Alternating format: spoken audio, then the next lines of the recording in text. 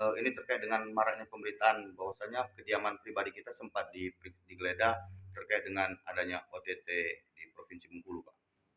Ya, pagi tadi juga sempat saya dengar beritanya itu kalau tidak salah di TikTok. Ya, di TikTok kebetulan itu menyebut apa namanya itu Dinas Pendidikan Kabupaten Bengkulu Selatan, kemudian menyebut Kepala Dinas Pendidikan di Pemkab Kabupaten Bengkulu Selatan. Saya nyatakan bahwa berita tersebut itu tidak benar, ya tidak benar. Itulah sangat kita sayangkan. Kadang-kadang itu memang ya profesi jurnalis itu dilindungi oleh Undang-Undang Pers nomor 40 tahun 1999. Akan tetapi tentu ada perimbangan di sana, seharusnya juga perlu kita ketahui bahwa ada kode etik jurnalistik. Di kode etik jurnalistik tersebut itu kalau kita lihat di pasal 4 itu dinyatakan bahwasanya seorang jurnalis itu dilarang untuk memberitakan suatu berita yang tidak akurat, tidak benar, berita hoax ataupun berita-berita yang tidak semestinya, tidak akurat pemberitaannya. Terkait dengan itu kalau saya perhatikan di TikTok tersebut memang ada disebut di kalau tidak salah di detik ke 56 menyatakan bahwa Pak Gubernur memaksa Kepala Dinas Pendidikan Kabupaten Selatan untuk mencairkan honor PTT dan GTT. Itu data dari mana didapat? Saya juga bingung. Sementara tidak ada peristiwa-peristiwa tersebut.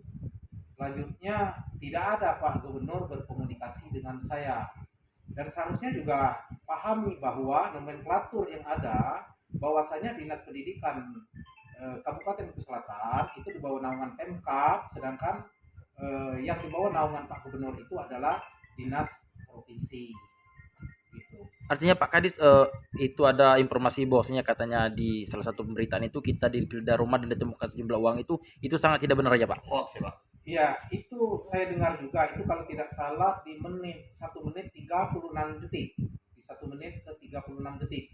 Ya, bahwasanya rumah kediaman saya sebagai kepala dinas pendidikan kebudayaan itu digeledah oleh KPK, kan begitu beritanya. Betul. Itu juga hoax, itu juga tidak benar. Ya, itu juga tidak benar.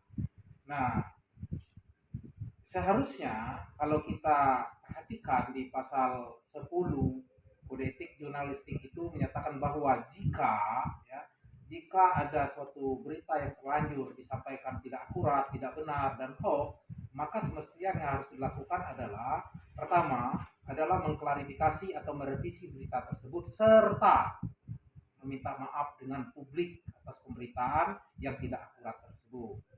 Ya, kalau saya perhatikan narasinya itu seperti ya nampak narasi tanpa deskripsi.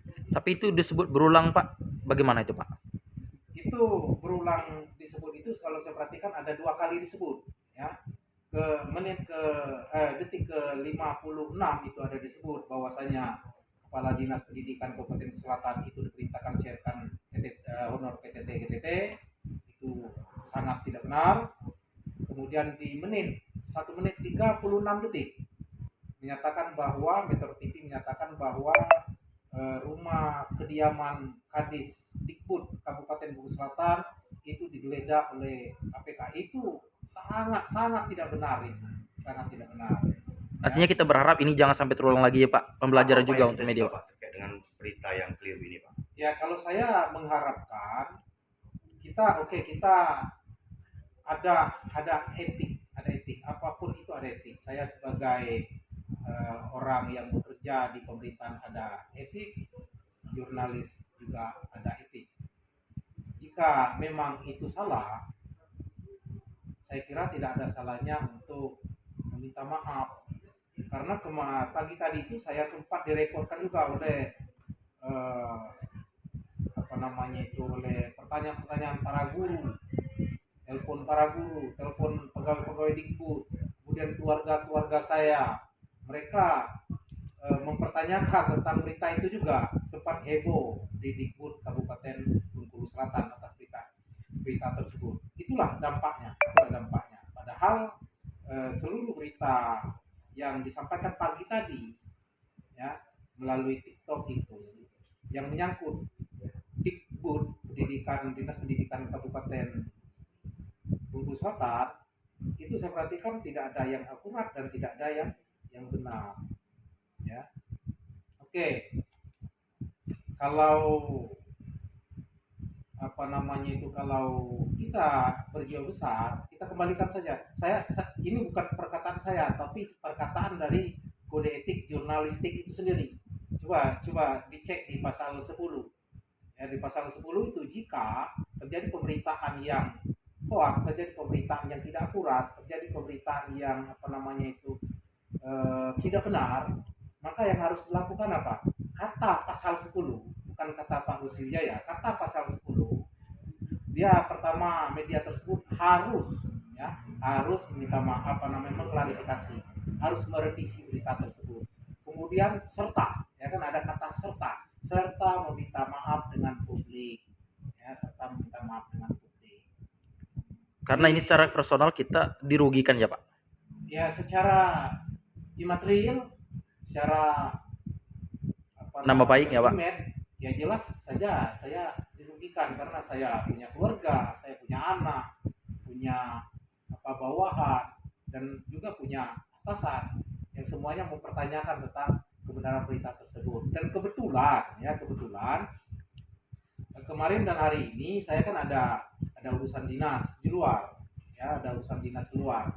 Nah, seolah-olah saya tidak masuk kantor tadi dikaitkan dengan berita tersebut, ya, sampai-sampai teman-teman saya di Bengkulu, di Kaut, kepala dinas di kabupaten lain itu menghubungi, ya, malah ada yang menghubungi istri saya, anak saya, ya, itu yang terbangun dari berita tersebut, ya, yang terbentuk dari berita tersebut. Nah, masalah mereka seolah-olah merasa tidak bersalah dengan adanya berita yang tidak akurat tersebut, yang mengakibatkan merugikan orang lain, ya, mendiskreditkan nama baik orang lain, ya, itu tergantung dengan berjiwa besar atau tidak. Itulah tadi saya sampaikan bahwasanya kode etik itu sebenarnya tuntunan moral untuk melaksanakan fungsi secara profesional. Betul Pak. Ya. Siap. Jadi, makasih ya Pak. Ya, satu lagi seperti yang saya sampaikan tadi, memang kegiatan jurnalis itu dilindungi oleh Undang-Undang Pers nomor 40 tahun 1999. Jadi bebas memberitakan, bebas berekspresi, tidak dibatasi. Akan tetapi coba baca lagi kode etik jurnalis, ya, coba baca di pasal 4, ya, kemudian baca juga di pasal 10. Di pasal 4 itu kalau saya tidak salah kalimatnya itu adalah seorang jurnalis, seorang wartawan itu dilarang untuk menyampaikan berita yang tidak akurat, berita bohong, kemudian berita cabul, kan itu dilarang, yang membuat resah masyarakat. Nah, jika itu terjadi, apa yang harus dilakukan semestinya itu terjawab di pasal 10 dalam kode etik tersebut. Apa bunyi pasal 10? Jika itu terjadi, maka yang harus dilakukan pertama adalah klarifikasi, revisi, serta meminta maaf dengan publik. Nah, hal itu telah dilakukan apa belum? Silakan kita lihat, ya, silakan kita cermati bersama. Itulah makanya, ya, saya sarankan juga jangan kita, ada istilah kami itu asnul dan asbun. Kalau asnul itu asal nulis, kalau asbun itu asal bunyi, ya. Dengan yakin, dengan kalimat yang lancar menyatakan ini, ternyata beritanya tidak akurat, ternyata beritanya hoax, sehingga nama besar media itu sendiri yang dikorbankan, ya. Tadi sudah beberapa orang wartawan, sudah beberapa orang stakeholder saya, sudah beberapa orang teman-teman saya menanyakan hal itu, ya. Tanpa ragu saya katakan bahwa berita yang menyangkut Dinas Pendidikan Kabupaten Selatan yang dinyatakan di Metro itu hoax. Tidak setengah hoax, setengah tidak hoax, bukan setengah benar, setengah salah. Ya, salah, benar. Kan begitu, ya.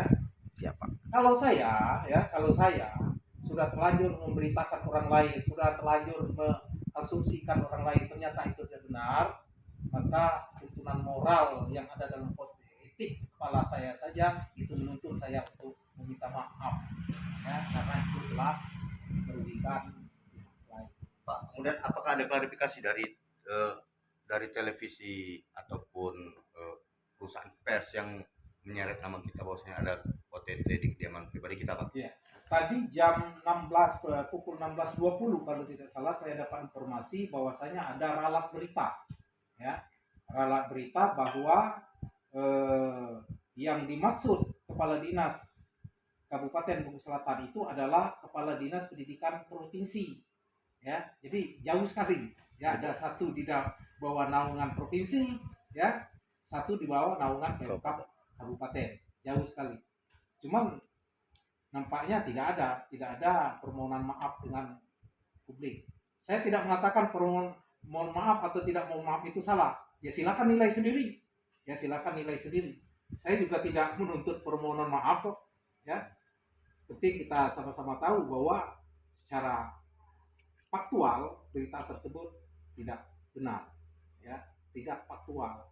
Ya, tidak faktual. Walaupun lengkap unsurnya, ada 5W 1H dalam berita tersebut, cuma W-nya keliru, ya, W-nya keliru, ya, 5W-nya itu keliru. Lagi di situ ditegaskan berita dengan yakin bahwa lokus dalam peristiwa tersebut adalah rumah Kadis Dikbud Dinas Pendidikan Kebudayaan Kabupaten Bengkulu Selatan, kan gitu, dengan lancar, ya, dengan tegas, cuma sayang salah. Artinya peristiwa itu juga bisa dikhawatirkan bisa membuat gaduh ya, Pak? Ya jelas buat gaduh, ya jelas buat gaduh. Karena tadi saya sempat ditelepon beberapa kepala sekolah, ditelepon beberapa guru, ditelepon teman-teman yang ada di Bengkulu, teman-teman yang ada di Kaur, teman-teman yang ada di Seluma, ya, mempertanyakan bahwa berita itu benar apa tidak. Nggak mungkin lah saya jawab setengah benar, setengah tidak. Pasti jawabannya kalau tidak benar ya salah, ya, dan saya pastikan itu salah. Siap. Ya. Terima kasih, Pak.